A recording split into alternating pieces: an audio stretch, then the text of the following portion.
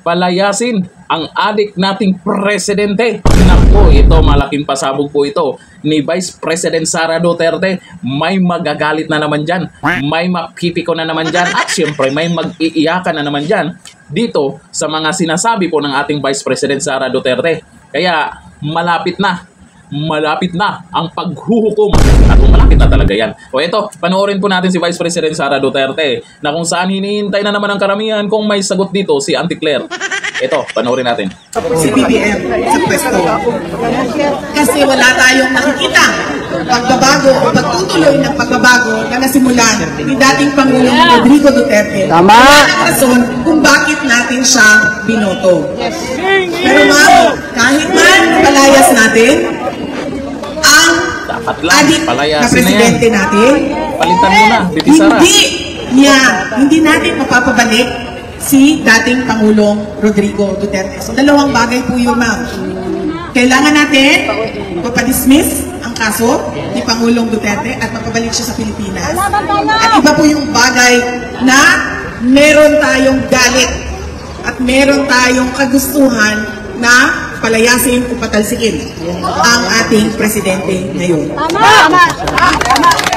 Kaya po nauna ang aking sinasabi kanina about sa ICC at sa kaso ni President Duterte, dahil gusto ko marinig ng ICC mula sa atin kung ano yung ginagawa nila sa kababayan natin. Kinuha nila, binigay siya ni BBM sa ICC. Pero hindi makukuha pabalik ni BBM si dating Pangulong Rodrigo Duterte. BP ko, ikaw na ang presidente, mapauwi na. Bakit? Kasi pumasok na siya sa ICC. kulungan. Under custody na siya sa ICC. Kasi sinurrender siya ng Pilipinas. Pero mali yung pagkuha, di ba? Yes, ma'am. Yan din ang sinasabi natin, ma'am. Bakit? Tulad ng sinabi ko, nagtanong si ma'am, ano bang magagawa namin? Tanungin niyo ang Dutch government. Bakit kayo sumali sa pagkidnap? Bakit kayo sumali sa extraordinary rendition kay dating Pangulong Duterte? At ganun din ang ICC. Sabi nila, sila ay para sa human rights, sila ay para sa democracy, liberty, freedom. Pero, nakita natin, di ba? Ano ginawa nila? Tinanggap nila with open arms ang taong kinidnap sa sariling bayan. Para magkapera sila. Isa sariling mantika mga Pilipino.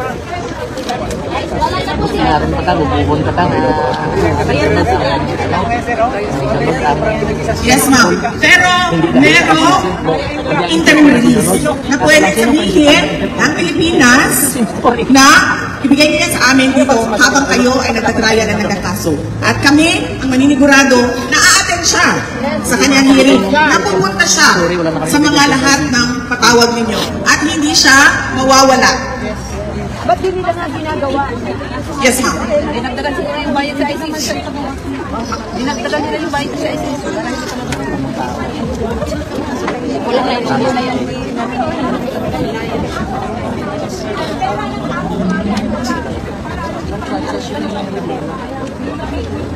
Doko, sawi po sa inyo lahat. Yes, ma'am.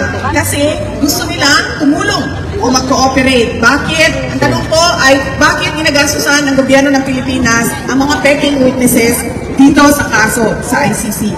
Kasi, ma'am, gusto nilang mag-cooperate. Gusto nilang mag-cooperate sa ICC case. Kasi sabi ko nga sa inyo kanina, nagkagamitan sila. In collusion. Kayo ICC, wala na kayong kaso, bibigyan namin kayo ng kaso. Ito, kalaban namin sa politika, na natatalo kami sa politika, ibibigay namin sa inyo. At sa inyo na yan, ikulong nyo na yan para hindi na siya makabalik sa bansa.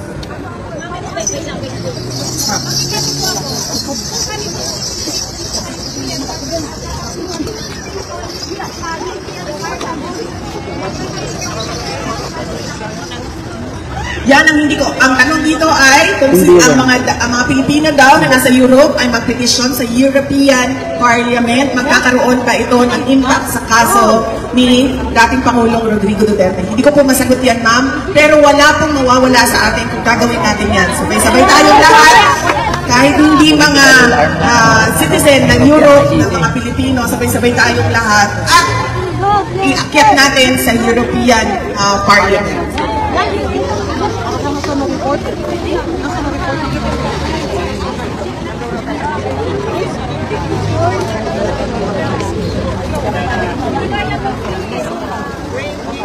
Magandang hindi ko pala sa feeling vlog yung shoutout po sa mga ka-SDS natin.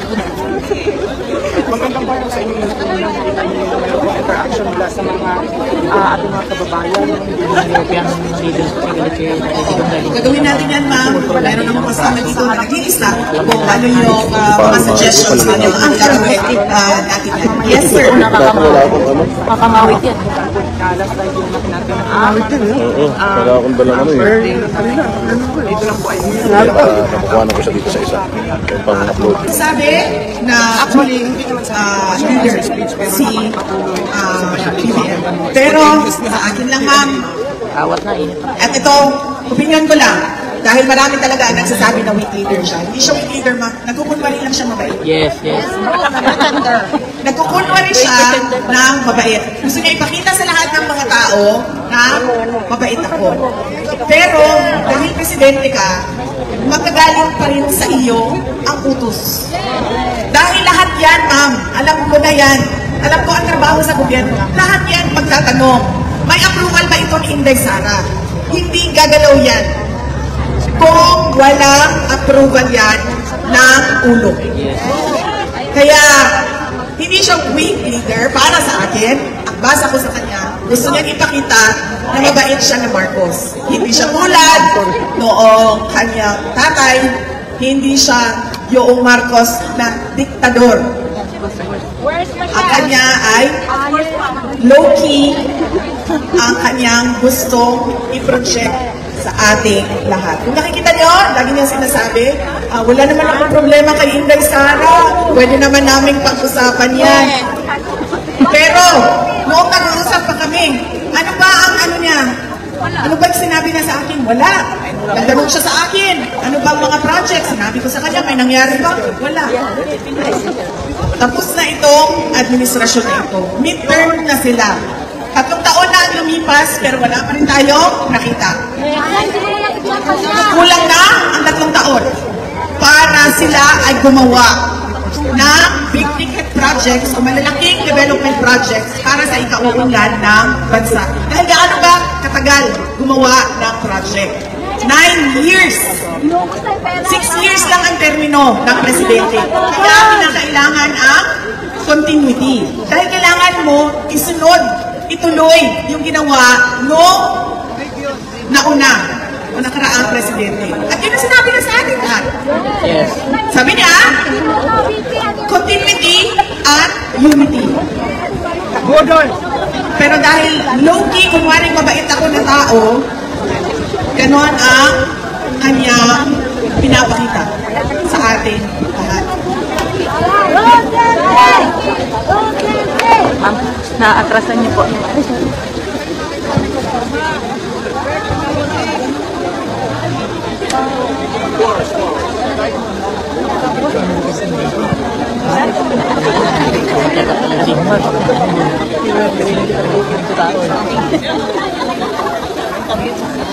Ay, sorry, natabunan ko. Sorry, natabunan ko. Meron na, ma'am. Kita, ma'am, kita.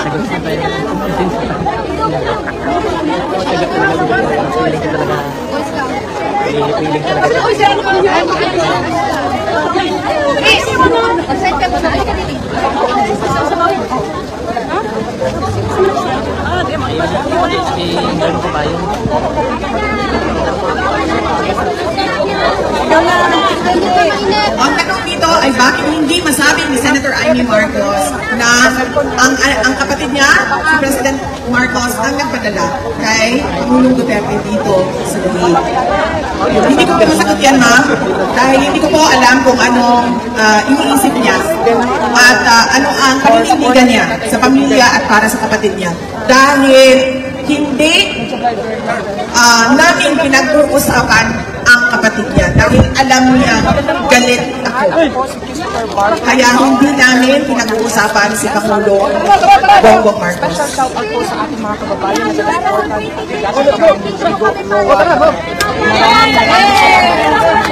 Maraming salamat. Dito natapos ang aking talumpati sa ICC. Ako lang bahala na ipagpatuloy yung aking mensahe sa iba't ibang plataforma dahil ang ating mga kababayan sa Korea ay ganun din ang kanilang gagawin. Gusto nila ng rally na makita ng mundo kung anong kamalian ang ginawa sa ating kababayan. Alam nyo, sa totoo lang, ang unang maiinis o magagalit dito sa sinasabi ni Vice President Sara Duterte, malamang ang ating cute na First Lady. Naku, inis na naman dito sa sinasabi ni VP Sara Duterte. Pero, bakit maraming nag-agree sa sinabi ni VP Sara Duterte? Eh, yun yung nakikita nila. At ayaw kasing magpapulburontes ni Junior. Kasi kung sasabing adik, eh kung ayaw, takot magpapulburontes, eh wag kayong magalit. Kung yun ang tawag sa'yo, kaya tawagin kayong bangag, tawagin kayong adik, eh wag kayong magagalit kasi ang hinihingi ng karamihan na ngayon, patunayan na hindi ka ganun. Eh paano yan? Eh ito, Vice President Sara Duterte po ay talagang wala ng preno pag nagsabi na ang presidente ay adik. At marami na pong gustong pababain sa pwesto itong si Junior. Yun nga lang, siyempre, dadaan po yan sa proseso at pananawagan. Eh kung marami namang nananawagan tapos ayaw makinig, talagang kapituko talaga. Talagang ayaw bitawan yung pagiging presidente. Eh hindi nga natin alam, baka naghahanap ng paraan yung mga yan para sa susunod sila pa rin ang nandyan. Pero habang tumatagal, lumalaban ang mga Duterte, lumakas ang loob dahil dumami ang sumusuporta sa kanila. Akalain mo pati yung mga ibang mga kakamping, suportado na sila. Eh number 1, si Rowena Guanzon, suportado na ang mga Duterte. At napapalitan natin nakaraan, ito namang si Chavit Singson, di ba, nag-withdraw to support na. Kung nasa mga Duterte na naman. At sa mga susunod na araw, buwan at taon habang palapit na po ang 2028 election, abangan nyo, marami pang tatalon yan at kakampi sa mga Duterte. Lalo na yung mga tatakbong senador sa 2028, mga congressman sa 2028, nakita nila ang resulta nitong huling eleksyon. Pag kumampi sa mga Duterte, malaki ang posibilidad na manalo sa eleksyon dahil taong bayan, organic ang nakasuporta at hindi kagaya ng iba. Puro trolls lang pala. Hanggang dito na lang. Thank you. Bye-bye.